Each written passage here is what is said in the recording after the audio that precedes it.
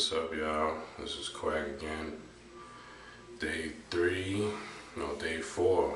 It's October 21st, and this is the documentary series, everyday series on how do I get a record deal. Okay, today's topic of discussion is Lil Wayne. Lil Wayne is my favorite rapper.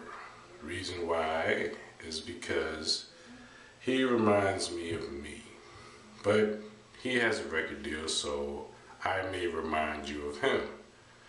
I've been doing this style for a long time. Like when Lil Wayne was going through his transition of trying to sound like Jay-Z, and then he finally found his own style, I think we listen to the same people. Like, my influences is Prince when I rap. Like when Prince be screaming and shit, that's what I do when I rap. So that's where my influences come from, So Lil Wayne, right? Even though Lil Wayne is locked up, and the thing, I went to see him at Summer Jam when Millie was real hot that year, and Lollipop. It was before the album dropped. I think it was 2008 Summer Jam. I went to see him, right? And I've never seen a man with so much magnitude towards the audience where everybody in Summer Jam shifted upward, and it was people like tight. You see what I'm saying? Tight next to each other just to see this one man. And you couldn't even really hear him because everybody was saying the words. The man had magnitude, and then he sold 1.1 million his first week. Now, there's an issue now with Lil Wayne because the thing that rappers don't realize is that when you become the best, you gotta maintain being the best. And how do you maintain being the best? Let's look back at Eminem when he was the best. Eminem was the best rapper at one particular time, and then he fell off. The reason why rappers fall off from being the best is not because they fell off lyrically. Well, it's partially because they fell off lyrically. And they fell off. It's not because their delivery changed. It's usually because they can't top themselves. And usually when you can't top yourselves, people's expectation is so high for the second coming of your album that they get they get disappointed in your project when it do come out and you didn't top your last project. So Lil Wayne is going through a transition right now where he's oversaturating himself, where people are getting tired. I mean, he's my favorite rapper, but I'm even tired of hearing him. Every single song he's on, and his lyrics and his punchlines and everything that he brings to the table is starting to go down a notch. And then it got to a point that I'm not even going to buy I'm Not Human album. I'm waiting for the Carter 4 to see if he tops himself.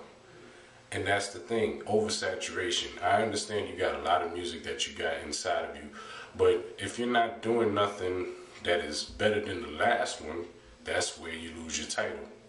And I feel like Lil Wayne's on his verge, like 50 Cent. When 50 Cent was reigning supreme and he came out with Get Rich or Die Trying, he came back with that whack shit Massacre.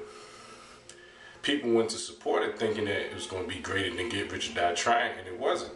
And he came back with Massacre, and it decreased. His sales even decreased. I mean, his first week sales was amazing, but after the first week passed, people started listening to the album. I know I was in denial because I was a 50 Cent diehard fan, and then I just had to realize that Get Rich or Die Trying was a better album, way better album. And this is the same thing with Carter 3.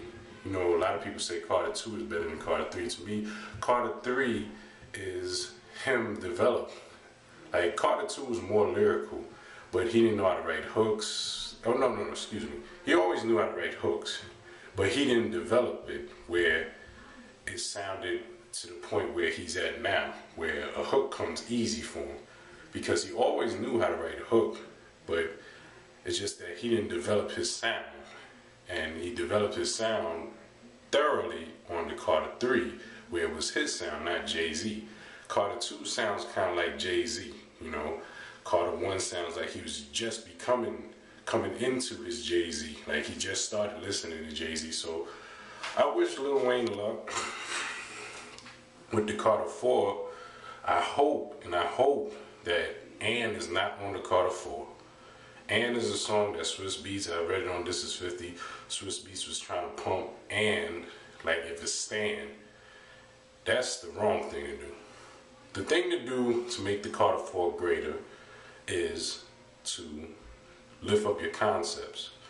Because lyrically, take your time with your lyrics. That's why he should have took some time off. Take your time with your lyrics and upgrade your concepts, because that's what makes people say, wow, he got better. Because your lyrics could be the same, your flow could be the same, but your concepts got upgraded, everybody would say the album got better. So just telling you the dynamics to be beating yourself and beating your previous album. When Open the Door comes, if I'm doing Open the Door, you'll understand what I mean by beating yourself. Let me talk about the third track. Third track is Free. And on Free, I explained that Kanye bit for me, which he did. We'll go into that later on. And I also said that Lil Wayne sounds like me. But since he already made it, it made it that much harder to prove that I originated. And it's like, you know, you can never prove it because they're on that they bit it. I don't know if Lil Wayne actually bit me, if he heard me. I'm assuming that he did, or I'm assuming that we listen to the same people, because our styles is similar. And I know why I got influenced by. I got influenced by Prince and Sly and the Family Stone and all the old time people who sing, you know. And I'm pretty sure, like Lil Wayne, I heard that he's into Prince, so maybe them screams and them riffs that he be doing. I mean, I took riffs from him too, I'm not gonna lie, but I didn't take my style from him. My style has always been this, you know. And on Free, I'm just expressing myself to the labels, to the people who is closed-minded, saying that I just want to do the music that I can do, like the music that I bring to the table. I don't want to be locked in boundaries where everybody is putting themselves on a 4-block radius, and if you go outside that block, you're not welcome to that block no more. And me, I'm a well-rounded, broad artist. So when it comes to making music, I don't have no boundaries, and that's the thing that people is trying to lock me into. Like when they meet me, they expect me to rap in a boundary, and I'm trying to break out of that boundary, and that's what Free symbolizes. Let's go into depth of what I mean by free.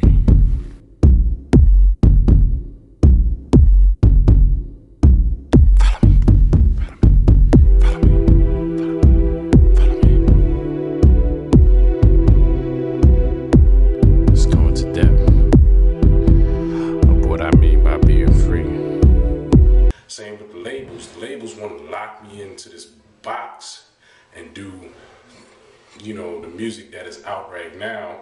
And there's nothing wrong with doing the music that is out right now, but putting your own originality to it, your own twist. They don't want that. They just want exactly a replica of a Jay-Z or a person who they feel is a great artist. And they want the exact replica of that person. They don't want to take the risk with a person who's trying to break that boundary. And that's what Free symbolizes, you know, record labels being scared to sign me, you know, and they're just so concerned with money, they're not concerned about making good music, and they don't understand that this is the music business, not the business music. Music comes before the business, and they forget about that. They put business before the music, and that's why the record labels is failing, especially rap. So I'm gonna go take a shower. I just finished working out. And y'all gonna walk with me during my day. Yeah, today's laundry day. So, gotta do the laundry. Move it. Move it. You know what I'm saying? So, damn. Vivian came to pick me up from my house. But I can't carry all these bags on the bus because I'm a man. You know what I'm saying?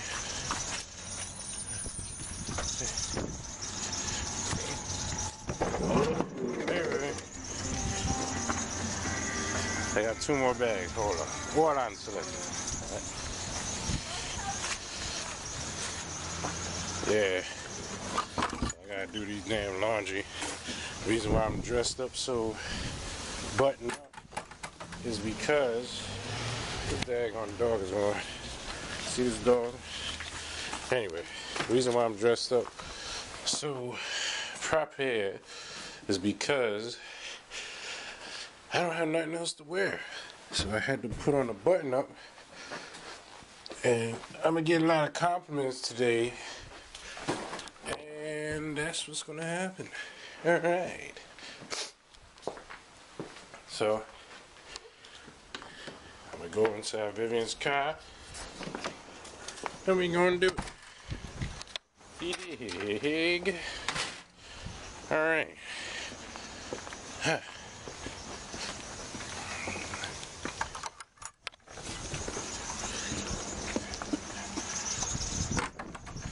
Alright, so we are out of here.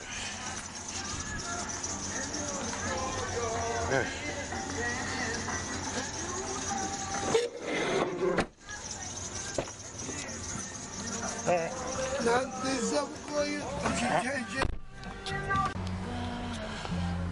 As I'm listening to this, right? This is the Beatles, I believe. Beatles had a lot of hits, and they always had #1 albums. So I'm gonna really start listening to them to see what they did. Even though that time has passed, they was doing something right, and they must have evolved to always be consistent and better themselves to be relevant.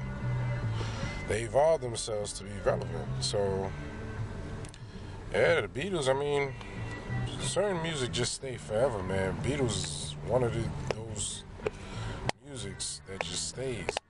I hear a lot about the Rolling Stones, and because my ethnicity, I wasn't exposed to the Rolling Stones, so I'm gonna start listening to why people support the Rolling Stone. You know? $30 every 2 weeks. So I'll be over on the Christian Club. And I said, I take $30 paying them anyway, so I just better put $30 in the Christian Club savings, right? And they call me and just thank me for the, what's it called? They say, must speak to me, must you speak into it. If they do it in there at the end, they say, thank you, sir. I said, you're welcome. And you know what I mean? Yeah, it works in your favor.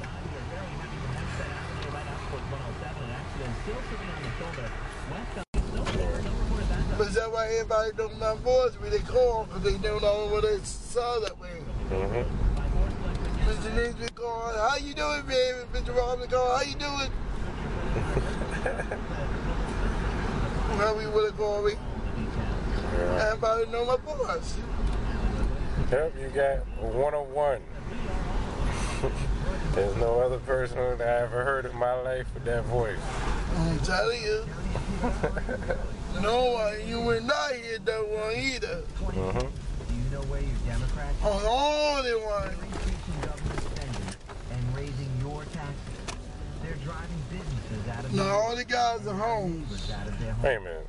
So, Debt is rising. it's the green van. The green man. But he still has 2 more Wait, years to go. I don't know.